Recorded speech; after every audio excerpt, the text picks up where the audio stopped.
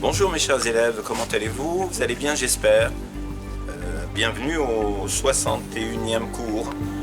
Rappelez-vous, au 60e cours, nous avions étudié la conjugaison des verbes de 3 lettres, des verbes sains. Il y a des verbes qu'on appelle sains et d'autres qui ne sont pas sains. Vous saurez pourquoi. Aujourd'hui, nous allons passer aux verbes de 4 lettres. Et les verbes de 4 lettres ont quelque chose de particulier, mais pas au passé. D'accord? Au passé, ça se passe de la même manière. Lorsqu'on parle de particularité par rapport aux verbes, à la conjugaison des verbes de 3 lettres, de 4 lettres, de 5 lettres, de 6 lettres, on ne parle pas de la conjugaison en elle-même, du tout. Ça se passe toujours de la même manière. Ce sont toujours les mêmes particules qu'on met à la fin pour le passé, au début pour le présent. Mais ces particularités sont spécifiques au verbe lui-même, pas à la marque, pas au pronom qui s'y attache, au verbe lui-même. Comment le verbe se comporte quand il y a des pronoms. Les pronoms sont toujours les mêmes. Donc aujourd'hui, nous allons nous occuper des verbes de 4 lettres. Donc pour le passé, ça se passera exactement de la même manière que les verbes sains de 3 lettres. C'est au présent qu'on va voir qu'il y a des détails à ne pas oublier. Donc, voici donc le tableau des différents pronoms. Alors, ana, c'est je. Anta, tu, masculin.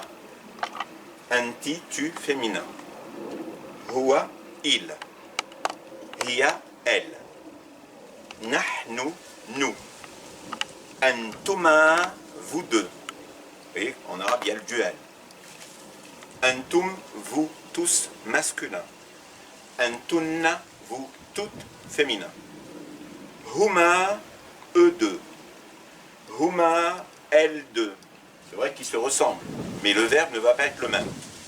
Alors que antuma, vous deux, c'est le même, féminin ou masculin. Donc, huma, eux deux, huma, elles deux, hum, eux, pluriel masculin, il au pluriel, et hunna, elles, pluriel féminin. Voici tous les pronoms dont dispose la langue arabe. Et donc là, nous allons, comme on a fait au cours précédent, nous allons passer donc à la conjugaison. On va prendre l'exemple du verbe aider, sa'ada. Rappelez-vous, et là c'est la conjugaison du passé. Donc les verbes de 4 lettres au passé. Donc, on va écrire sa'ada. Voici le verbe, sa'ada. Donc, à la première personne, ainsi qu'à la tu et à tu féminin, la dernière voyelle disparaît et on va mettre, pour dire je au passé, on va mettre la marque tout. Donc sa'ad tout. Et ne conservez pas la fatha de la dernière lettre, sinon vous direz sa'adatu, ce qui est faux. Sa'adtu. On fait la même chose pour tu masculin, anta. On écrit sa'ada, on enlève la fatha, on ne la met pas, de la dernière lettre, et on va mettre tu masculin, sa'atta. On va faire la même chose pour tu féminin, sa'ada. On va là aussi enlever la fatha de la dernière lettre, et on va mettre ti pour tu féminin. Donc ces pronoms, quel que soit le type de verbe, ces pronoms sont toujours les mêmes.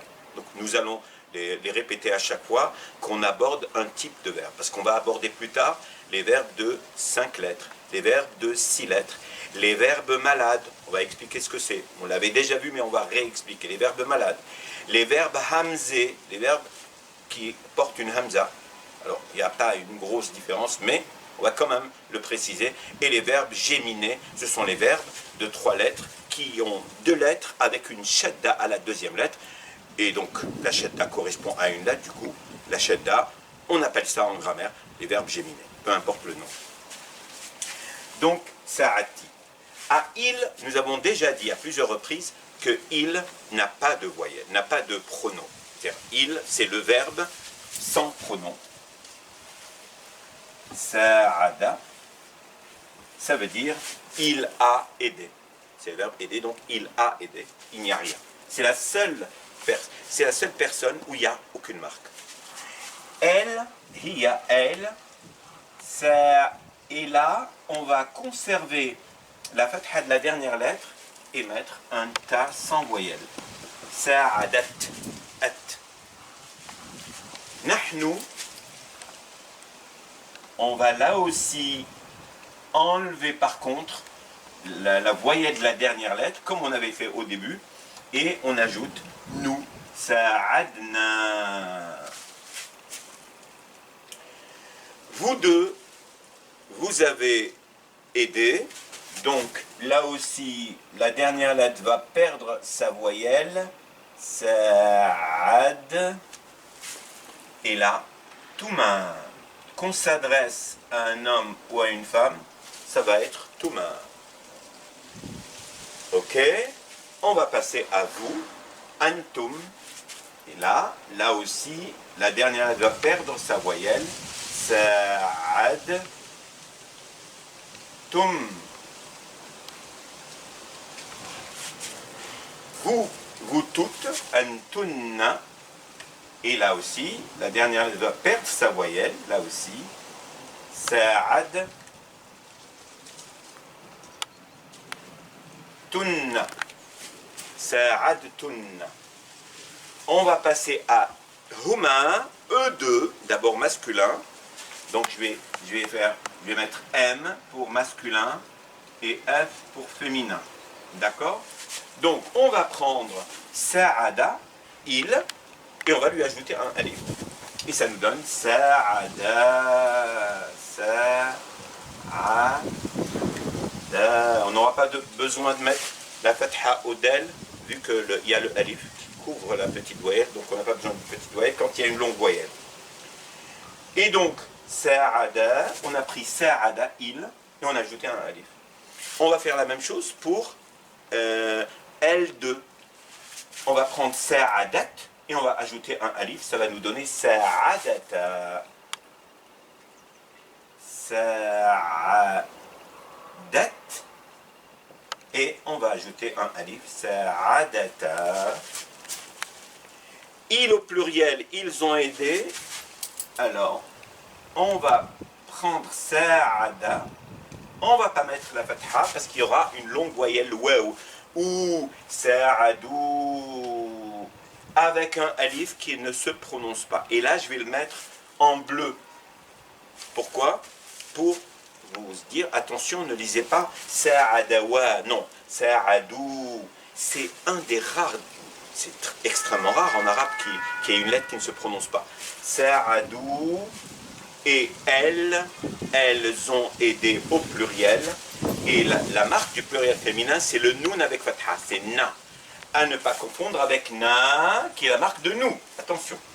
Sa'ad. Na. Passons à présent à la conjugaison des verbes de 4 lettres au présent. N'oubliez pas qu'on avait déjà dit qu'au niveau des marques, ça se passe toujours de la même manière, qu'un verbe soit de 3 lettres, de 4 lettres, de 5 lettres, de 6 lettres. Mais je vous ai dit qu'il y a quelque chose de particulier qui se passe uniquement pour les verbes de 4 lettres au présent. Effectivement, au présent, quand on a un verbe de 4 lettres au passé et qu'on veut le mettre au présent, au lieu de mettre par exemple une fatha à la première lettre, comme on fait à la marque par exemple ya, hein, ça sera you. Donc on mettra une damma à la première lettre et une kasra à l'avant-dernière lettre. Dans les autres verbes, ça ne se passe pas comme ça. Au présent, c'est ya. On avait déjà vu que kataba, au présent, yaktubu. Ok? Pour les verbes de 5 lettres et de 6 lettres, c'est la même chose. Mais pour les verbes de 4 lettres, n'oubliez jamais ça. Sinon, vous allez confondre entre verbes de 4 lettres et verbes de 3 lettres. Vous allez faire une confusion entre les verbes de 4 lettres et de 3 lettres au présent. Le verbe de 4 lettres commence par une damma à la première lettre et à l'avant-dernière lettre, on a une kasra. Sachant que la dernière lettre, c'est toujours une damma au présent. C'est pas une fatha comme on a vu au passé. Du coup, donc par exemple, le verbe sa'ada qu'on avait pris pour le présent, au présent, pour dire je, on met une hamza au début. Sauf que ça ne va pas être a, ça va être ou. Parce que j'ai dit qu'à la première lettre, il y a une damma. Et à l'avant-dernière lettre, il y a une kasra. Et sachant que la dernière lettre, c'est toujours une damma pour le présent. Donc du coup, ça ne sera pas a, ça sera ou. et l'avant-dernière lettre sera I. Donc, Usa'idu, j'aide. Anta, d'habitude, anta, on met un ta au début avec fatha. Non, là, on va mettre tout au lieu de ta. Et l'avant-dernière lettre, kasra. Anta tusa'idu. Et tu féminin, comme d'habitude, au présent, ça se termine par ina. Mais là aussi, première lettre, tusa'idina. Il, ya. Avec dhamma, donc yusa'idu. Elle, ta, comme d'habitude. Pour elle, ça commence par un ta. Mais là, effectivement, il y aura une dhamma. Tusa'idu. Alors, si on s'arrête ici, qu'est-ce qu'on remarque? On remarque qu'en arabe, la conjugaison de tu masculin, pour le présent, je ne parle pas du passé, tu masculin et elle est la même. Donc hors contexte, on ne peut pas savoir si on parle de tu masculin ou de elle. Hors contexte. Mais on ne parle jamais hors contexte. On sait avec qui on parle, on sait de qui on parle, donc on saura s'il s'agit de tu ou de elle. Donc, tout sa'idou. Nous, nahnu, d'habitude c'est na, mais là ça va être nous. Nous sa'idou, nous aidons. Antuma, vous deux, tout, c'est comme tu, puisque vous, c'est le pluriel de tu. Donc, ta, donc avec une dhamma tout. Tout sa'idani, ani, c'est la marque du duel au présent. Ani est la marque du duel. Quand on parle de deux personnes, c'est le duel du présent. C'est toujours comme ça. Tusa'idani. Qu'on parle à des filles ou à des garçons. Antum, vous, tout, comme d'habitude. Tusa'iduna. Una, c'est la marque de vous, pluriel, et de il, au pluriel, masculin. Mais on va voir ça tout de suite. Tusa'iduna, vous aidez. Et la marque du présent de vous féminin et de elle, c'est un nun avec fatha. Donc, tusa'idna. Tusa'idna. D'accord? Donc, eux deux, huma, eux deux, yusa'idani. Ani, c'est la marque du duel. Mais comme on parle d'eux, donc c'est le ya. Yusa'idani. Elles deux, on prend tusa'id et on ajoute ani. Tusa'idani. Il, hum, il au pluriel, c'est la marque una, comme on l'a vu pour vous. Yusa'iduna. Et elle, yusa'idna. Alors vous allez me dire pourquoi, puisqu'on parle d'elle, pourquoi on ne met pas tout sa'idna? Parce que si on mettait tout sa'idna, on confondrait avec vous aider à des femmes. Tout sa'idna, vous voyez, c'est vous aider. Du coup, on est obligé de mettre you sa'idna. La marque tout sera you. Pourquoi? Parce qu'on a la marque du féminin ici. On n'aura pas besoin vraiment de deux marques du féminin. Donc, elles aident, you sa'idna. Et maintenant, voici donc tous les verbes de 4 lettres fonctionnent comme ça au présent. Pour le futur, alors c'est quelque chose d'extrêmement facile, le futur. Vous reprenez toutes ces formes du présent et vous mettez un signe au début. Un signe au début que vous attachez au alif, à la lettre initiale. Donc, usa'idou j'aide, sa usa'idou j'aiderai. Tusa'idou tu aides, sa tusa'idou tu aideras. Tusa'idina, tu aides féminin, sa tusa'idina, et ainsi de suite. Donc, ça va être la même chose que la conjugaison du présent avec l'adjonction d'un sa au début.